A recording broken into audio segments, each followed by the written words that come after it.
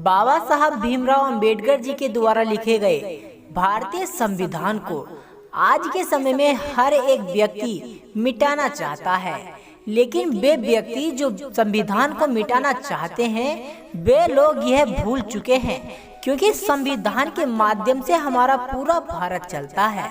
संविधान के माध्यम से ही किसी को डर तो किसी को बंदूकता तो किसी को बल मिलता है।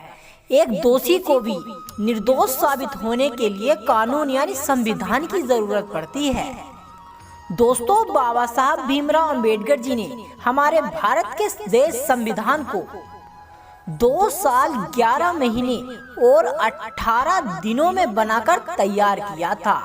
तो दोस्तों जरा सोचिए, बाबा साहब भीमराव अंबेडकर जी ने कितनी मेहनत और कितनी लगन से संविधान के लिए काम किया था।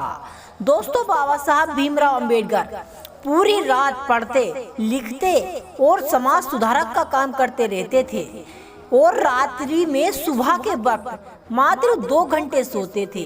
जरा सोचिए दोस्तों, बाबा साहब भीमराव अंबेडकर जी के दिल में ऐसे कितना दुख कितनी पीड़ा भरी होगी, जिसके लिए वो रात दिन जागकर भारत में से जातिवाद को, छुआछूत को और दलितों के ऊपर जो अत्याचार होते आ रहे थे उनको मिटाने के लिए केवल 2 घंटे सोते थे।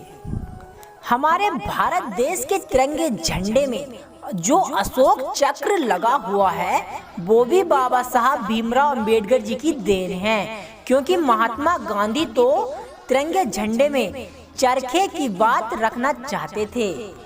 हमारे भारत देश के स्कूलों में बाबा साहब भीमराव अंबेडकर की जीवनी इस खास तरीके से नहीं पढ़ाई जाती, लेकिन लंदन, अमेरिका, कोलंबिया इन जैसे विश्वविद्यालयों में बाबा साहब भीमराव अंबेडकर जी की जीवनी को पढ़ाया जाता है, क्योंकि दोस्तों उन लोगों को अच्छे से पता है कि बाबा साहब भीमराव अंबेडकर जी के मार्ग पर जो चलेगा वह देश पर राज करेगा।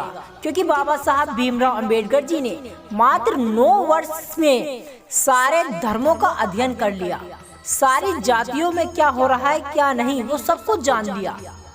जब बाबा साहब भीमराव अंबेडकर जी ने सभी धर्मों का अध्ययन किया तो बौद्ध धर्म उन्हें सबसे ठीक लगा, क्योंकि बौद्ध धर्म नीच ऊंच जात पात नहीं देखता, बौद्ध धर्म धाम देखता है।